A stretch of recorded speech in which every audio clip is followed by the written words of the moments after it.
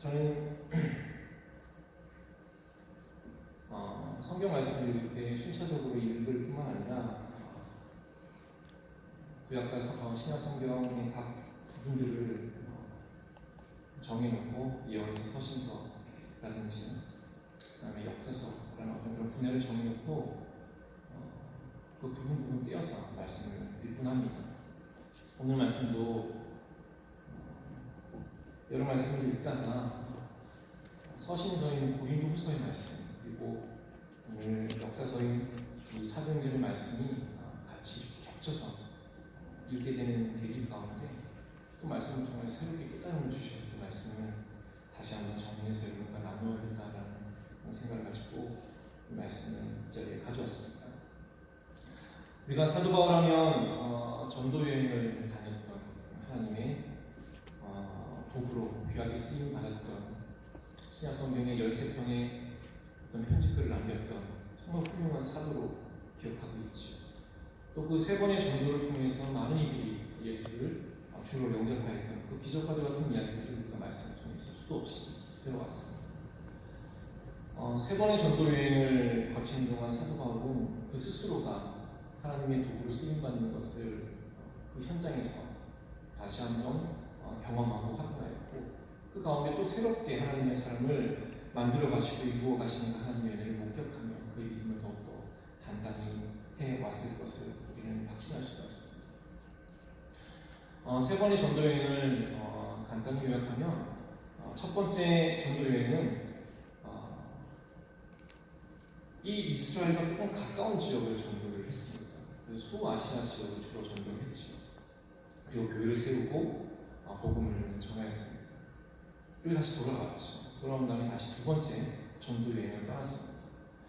이제 조금 범위가 확대되었습니다. 소아시아 지역을 약간 거치기도 하였고요. 그리스도와 마게도니아까지 그 지경을 넓혔습니다. 다시 돌아온 다음에 또 세 번째 전도 여행을 떠났습니다. 물론 그 지역이 조금 다르고 새롭게 교회를 세우고 전도한 지역도 있지만 그래도 대체적으로 거쳐왔던 교회, 세웠던 교회를 다시 한번 돌보고 방문하고 격려하고 또 믿음 가운데 다시 세우는 그런 일들을 감당하며 세 번째 전도 여행을 거쳐왔다고 할 수가 있겠습니다. 오늘 이 본문 말씀은 이 바울의 세 번째 전도 여행을 마치고 이 예루살렘 땅으로 돌아가는 사도 바울을 그리고 있는 것을 우리가 보게 됩니다. 그 내용이 여기에 담겨져 있죠. 그러니까 세 번의 전도 여행을 마치고 이 사도 바울이 그 전도 여행을 마무리 짓는 마지막 종착점으로 예루살렘을 목표로 하여 오고 있는 그 장면이 그려져 있죠.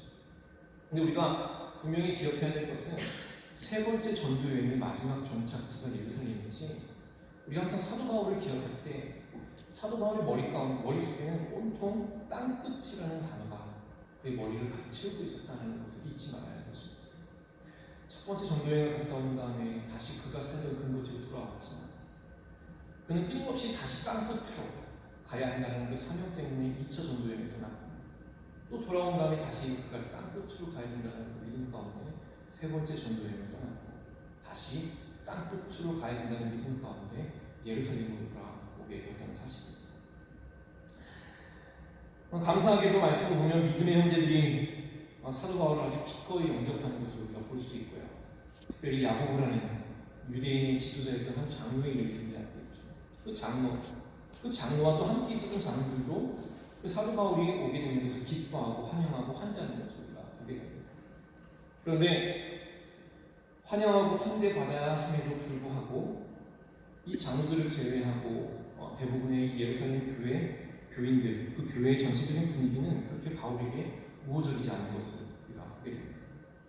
오히려 바울을 환대했던 면전에서 환대했던 그 믿음의 형제들, 특히 이 유대인 중에 예수님을 믿고 따르는 사람들의 그 리더들의 걱정이 곧바로 이어지는 것을 보게 됩니다. 그게 20절부터 23절까지 있는 말씀이 나오는데요. 이렇게 걱정을 합니다. 제가 읽어드릴게요. 그들이 듣고 하나님께 영광을 돌리고 바울로 이르되 형제여 그대도 보는 바에 유대인 중에 믿는 자 수만 명이 있으니 다 율법의 열성을 가진 자라. 내가 이방에 있는 모든 유대인을 가르치되 모세를 배반하고 아들들에게 할례를 행하지 말고 또 관습을 지키지 말라 한다 하늘 그들이 들었도다. 그러면 어찌하고 그들이 필요한 그대가 오는 것을 들으니 우리가 말하는 이대로 하라 라고 바울에게 권면을 하는 것입니다. 내용 간단히 요약하면 나는 너를 환영하는데, 우리는 너를 환영하는데 지금 예루살렘 교회 분위기를 보니까 너무 너에게 좋은 분위기는 아니다. 적대적인 분위기다. 그래서 지금부터 내가 시키는 대로 했으면 좋겠다라고 권면을 하는 것이죠. 그 내용을 모두 살펴볼 수 없지만 오늘 끝에 있는 이 40절에 이르는 그 말씀을 가만히 눈으로 읽어 내려가다 보면 계속 그 내용이, 그 상황이 마무리되지 않고 일파만파 일이 커져서 바울이 당장이라도 체포될 것 같은 그런 분위기로 흘러가게 되는 것을 우리가 볼 수가 있습니다. 이런 상황, 정말 3번의 전도 여행을 거치면서 또 그 전도 여행을 마무리 지면 돌아오는 그 순간도 땅끝을 생각했던 사도 바울이 돌아왔던 상황을 생각해보고 또 그 상황을 다 알고 있었던 유대인 그리스도인들이 사도 바울의 그 마음을 알고 활용했던 그 상황을 생각해보면 바울의 입장에서는 굉장히 억울했을 것이에요. 그런데 40절에 이르기까지 이 말씀은 제가 지난번 이 비슷한 말씀을 전할 때 이미 드렸던 말씀입니다. 바울은 반응하지 않습니다. 반응하지 않아요. 왜 그리했냐면 그때 함께 나누었죠. 은혜 많이 받았죠. 바울 안에는 오로지 한 분 주님만으로 가득 차 있었기 때문이었습니다. 그때 그 말씀을 그렇게 나누고 성경책을 덮고 또 그 은혜가 제 마음을 가득 채우고 또 제 마음에 힘이 되는 그런 시간들을 보내고 또 시간이 후련히 지나서 이 말씀을 다시 읽게 된 거죠. 그렇다. 오로지 머릿속에 주님만이 바울의 가슴과 바울의 삶을 가득 채우고 있었기 때문에 사도 바울이 억울한 그 순간도 그 억울함을 토로하는 데 시간을 쓰지 않고 그냥 묵묵히 그 상황을 감당하고 받아들였구나. 하나님의 은혜가 얼마나 크기라고 생각을 했던 것이죠. 그런데 말씀을 가만히 읽다 보니 그것보다 더 큰 의미가 여기에 담겨져 있는 것을 발견하게 됩니다. 바울은 분명히 이야기합니다. 19절에 있는 말씀입니다. 아까 읽었던 말씀인데요. 사도 바울이 그 억울한 상황 가운데 유대인 장로들이 얘기를 하는 겁니다. 하나님이 자기의 사역으로 말미암아 하셨던 모든 일을 낱낱이 이야기했다고 이 말씀을 증거하고 있죠. 하나님이 자기의 사역으로 말미암아 이방 가운데 내가 거쳤던 그 이방 지역의 그 교회들을 거치며 이방 땅을 거치며 전도 여행을 다녔던 그 순간순간 그 가운데 하신 그 일들을 내가 낱낱이 말하겠다라고 얘기하는 것이죠. 그런데 이 말씀이 사도 바울이 단순히 그냥 있었던 일을 보고한다는 의미가 아니라 그 마음의 믿음의 고백을 하고 있다는 것을 20장, 21장, 22장의 말씀을 읽어가면 우리가 발견하게 된다는 것이죠. 사도 바울은 20장, 21장, 22장을 통하여서 이 한 단어를 가장 많이 씁니다. 그게 뭐냐면 하나님이라는 단어였어요. 물론 성경이 다 하나님에 대한 말씀이니까 하나님이라는 단어가 다 많이 등장하겠죠. 한번 여러분 말씀을 읽어보십시오. 유독 하나님을 많이 표현하고 있습니다. 자기 어떤 상황을 설명할 때에도 또 자기가 거쳐왔던 과정을 보고할 때에도 끊임없이 바울은 하나님이라는 단어를 많이 쓰고 있습니다. 오늘 이 19절에 있는 말씀도 그 맥락 가운데 우리가 읽어낼 수 있어야 되는 것이죠. 하나님이 내가 했던 그 일들로 말미암아 이방 땅 가운데 하신 일들을 낱낱이 내가 이제부터 말하겠다라고 얘기하는 것이죠. 그냥 하나님께서 하신 일들을 보는 것이 아니라 그 일을 하시는 하나님을 바라보고 있다는 것을 우리가 볼 수 있습니다. 자기는 그저 말미암아서 그분 덕택에 쓰임받은 통로이자 도구일 뿐 그 모든 일을 행하시는 것은 하나님이시라는 믿음이 호련히 그의 믿음의 고백 가운데 드러난다는 사실이죠. 참으로 중요한 믿음의 고백입니다. 꿈의 사람 요셉이 붙들고 살았던 것이 그가 꾼 꿈이 아니라 꿈을 통해서 말씀하시는 하나님을 믿었다고 계속해서 이야기하는 거죠. 지금 바울 앞에 펼쳐진 상황은 우리가 쉽게 받아들이기 힘든 현상이지만 지금 본문의 바울은 그 현장으로 인도하신 하나님에 대한 믿음으로 서 있는 것을 보게 됩니다. 우리는 하나님을 믿는 것입니까? 아니면 하나님께서 우리에게 보이시는 그 일들을 보고 믿는 것입니까? 저는 오늘 이 질문을 여러분과 함께 나누고 싶은 것이에요. 우리는 살면서 참 이해하지 못하는 일들을 많이 겪으면서 그 일들을 통해서 겪는 오해나 그런 질시 어린 시선들 때문에 불편해질 때가 참으로 많습니다. 또 그것과 동일하게 내가 생각지도 않은 그런 축복과 감사의 조건들이 생겨서 굉장히 하나님께 감사하는 마음으로 삶을 기뻐하기도 합니다. 그런데 우리의 시선이 내 눈앞에 나타나는 그 현상, 그 현상으로 나타나는 것에만 머물러 있다면 생각해 보십시오. 그것은 우리가 가진 신념, 가치, 그리고 냉정하게 믿음 그 이상일 수가 없습니다. 하나님의 은혜에 대한 감사마저도 그저 내게 유익한 은혜, 내게 유익하면 은혜, 그렇지 않으면 고난, 그 고난이라고 내가 정의하는 그 정의마저도 나 자신이 기대하는 축복을 기대하면서 견디고 버텨야 되는 축복의 전단.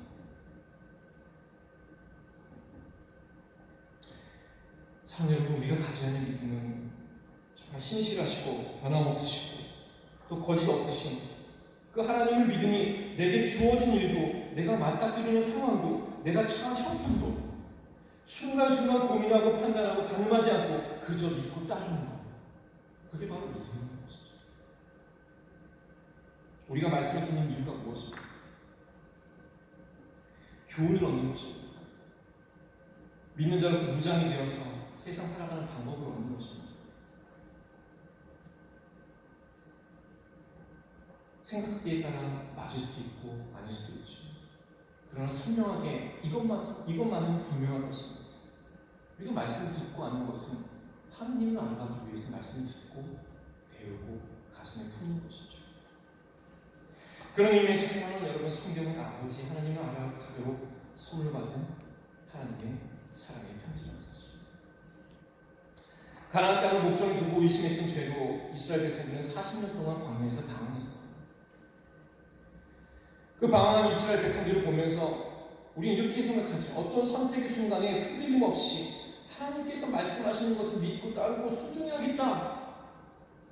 그것을 지키지 못하고 마음속에 품지 못한 불순종 때문에 40년 동안 방황하지 않는다. 늘 내 삶 가운데 하나님의 교훈, 하나님에 대한 그 말씀을 놓치지 말고 그분이 가라 하면 가야겠다 라는 교훈을 얻곤 하죠. 여러분, 우리의 믿음은요, 그 동일한 상황 속에서 방황하는 광야의 40년도 하나님께서 인도하셨던 길임을 인정하는 것이라 합니다. 순종의 길도 광야의 길도 모두 하나님께서 이끄시는 길이심을 내가 확실히 아는 것입니다. 아는 그 믿음이 그 가운데 있어야 된다는 사실. 가만히 생각해 보십시오. 내가 하나님께서 하시는 일이라고 생각하는 보이는 행동들이 나의 신념은 아닙니까? 내가 지금까지 해왔던 경험에 기반된 것은 아닙니까? 내가 가진 화신 때문은 아닙니까? 날 하나님을 보지 못하고 그 하나님을 가리우는 그 많은 것들을, 그것에 시선을 두고 왔던 우리의 연약함을 발견할 수 있는 오늘 귀한 말씀의 시간이 되기를 간절히 기도드립니다. 오늘 본문의 바울은 분명 하나님을 믿는 그 믿음 위에 서 있는 하나님의 사람이었음을 우리가 확인할 수가 있습니다. 이유는 오늘 본문 말씀을 천천히 찾아보면 발견할 수가 있습니다. 사도 바울이 예루살렘으로 복귀하는 것이 죽으러 가는 것으로 의미한다는 사실을 우리는 충분히 말씀을 통하여 익히 알고 있습니다. 그리고 바울과 함께 전도의 길을 걸어갔던 사람들이라면 당연히 알고 있는 것이죠. 13장 9절에 있는 말씀을 보면 성경 말씀은 바울을 성령이 충만한 자라고 이야기하고 있습니다. 그리고 우리가 읽은 21장 전에 있는 20장에 있는 말씀을 보면요, 20장 16절 그리고 뒤은 22절부터 25절에 있는 말씀을 보면 사도 바울이 예루살렘으로 가는 것은 성령이 이끌려서 가는 거고, 그 길이 축복과 환영의 길이 아니라 죽으러 가는 고난의 길임을 이미 알려주고 있었습니다. 그런데 참 신기한 것은 똑같이 성령의 감동으로 예루살렘에 도착하기 전부터 바울의 예루살렘 행을 만류하고 또 그 길을 말렸던 제자들의 모습을 보게 됩니다. 4절부터 6절까지 있는 말씀이죠. 제가 한번 읽어드리도록 하겠습니다.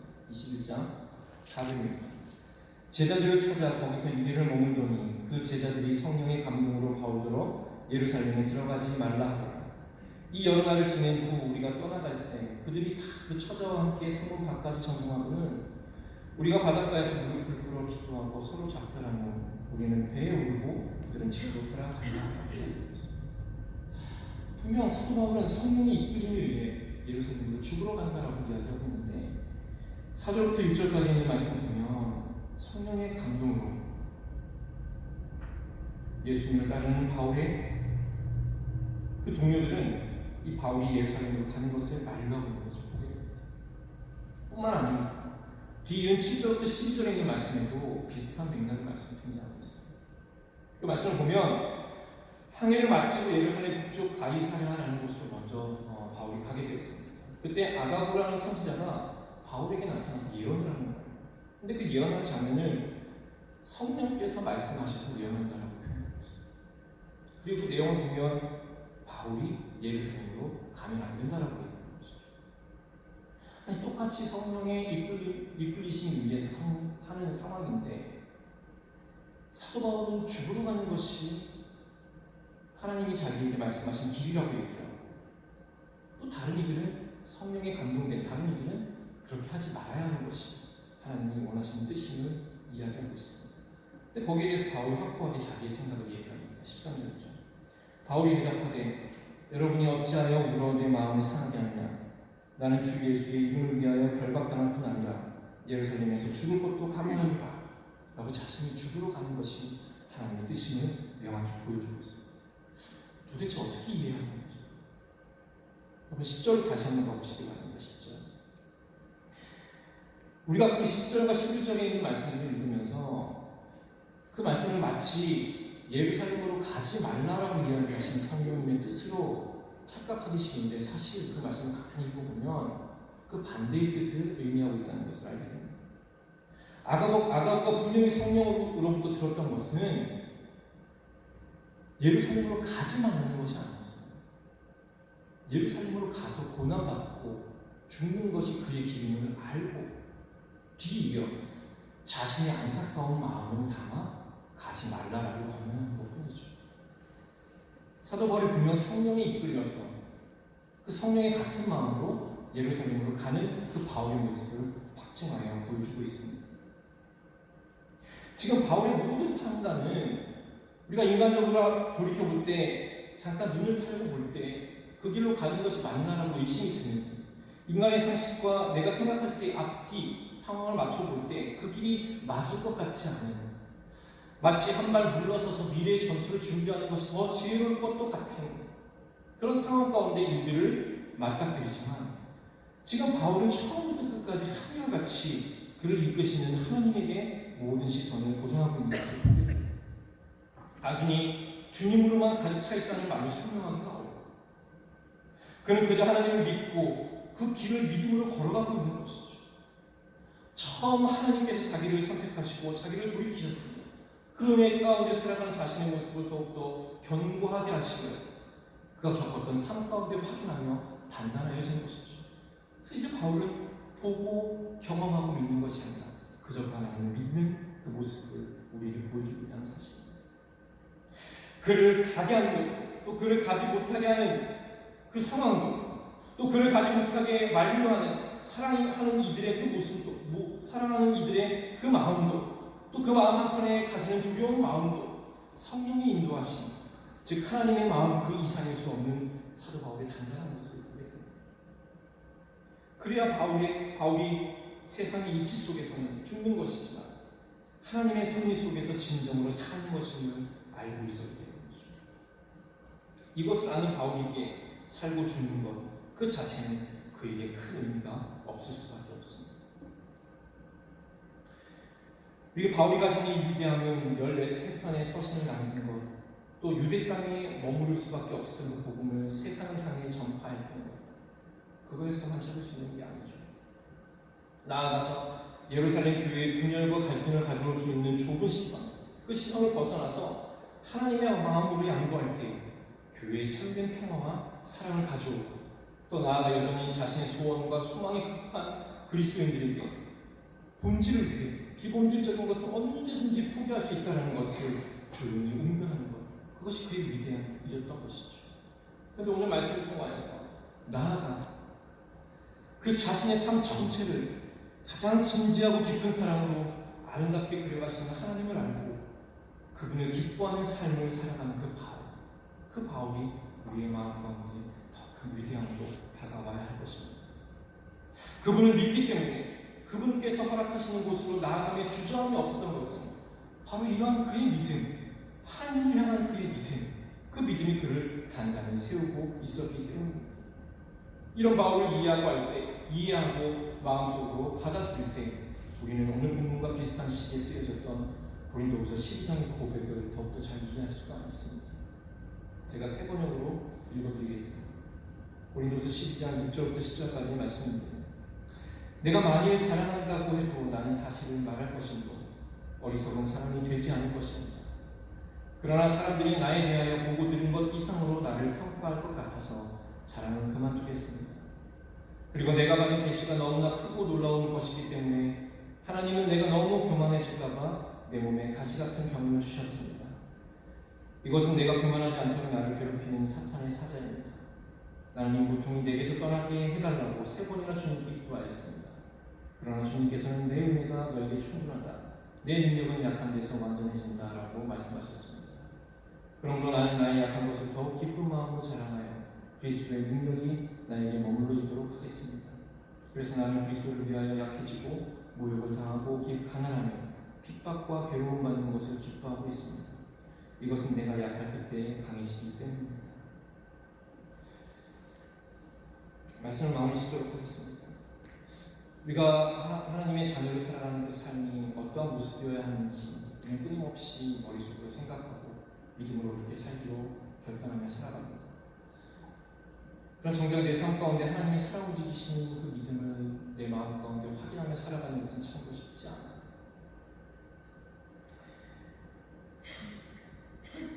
그것은 단지 내가 가지고 있는 생각, 내가 가지고 있었던 그 삶의 방식, 내가 가지고 있었던 삶의 경험, 그것을 뛰어넘기가 쉽지 않기 때문이죠.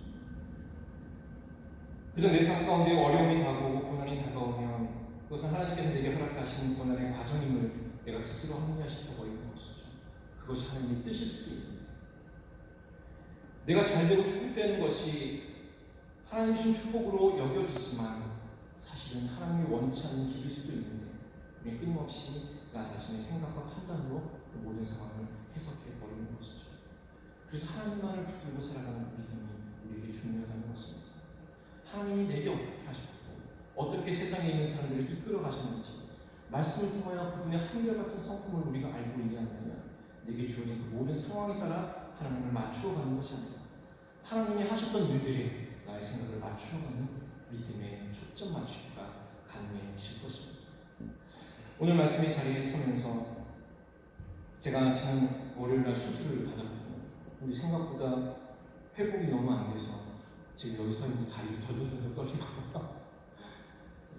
한편으로는 수요일날마다 말씀을 전할 때 교통사고가 나고 학교에 뭐 어떤 일들이 있어서 막 급하게 와서 분주하면 이 자리에 서고 저 자신을 탓해야 되지만 한편으로는 그런 상황을 허락하시는 하나님께 대한 원망이 이 자리에 서기 1시간 전부터 제 마음 가운데 가득했습니다. 그런데 저기 유아실에 몸이 힘들어서 쉬고 있으면서 십자가를 가만히 바라보면서 하나님께서 제게 주신 그 은혜가 내게 얼마나 크고 내게 얼마나 의미 있고 나의 삶에 얼마나 중요한, 정말 말로 표현할 수 없는 그 중요한 순간을 나에게 허락하여 주셨는데 끊임없이 하나님의 그 은혜의 길들을 쫓아가는 나의 시선이 아니라 나의 상황 가운데 하나님의 태도를 결정하는 저의 연약함을 십자가를 통하여 확인하고 회개하게 되었습니다. 생각해보면 내가 하고 싶은 말을 하는 것이 아니라 하나님께서 제게 주신 말들을 조금씩 차분히 읽어내려가는 이 노력을 통해 지금 말씀을 전하는 이 순간 또 다른 깨달음을 저에게 주시는 하나님의 은혜가 저를 가득 채우고 있음을 느끼게 됩니다. 또 이렇게 몸이 아프지만 그래도 최선을 다해 서 있는 저의 모습을 통해서 우둔하고 힘 있는 말씀은 아니었지만 또 말씀 가운데 하나님이 한 사람을 이끌어 가시는 그 모습을 통해 함께 나누는 은혜가 여러분에게 있지 않겠습니까? 내 삶 가운데 내게 주어지는 나의 필터를 통해서 하나님을 받아들이는 것은 말씀 가운데서 이야기하시는 하나님을 끊임없이 확인하고 그 하나님이 나의 마음 중심에 든든히 서서 하나님이 이끄시는 힘으로 내게 주어진 그 모든 삶을 바라보며 살아갈 수 있는 여러분 되길 주님의 이름으로 축복합니다. 그러할 때 내가 잘 되지 못함도 하나님의 뜻이고 내가 잘됨도 하나님의 뜻임을 고백하는 바울의 믿음 가운데 서 있음을 확인하게 될 것입니다. 같이 기도하시겠습니다.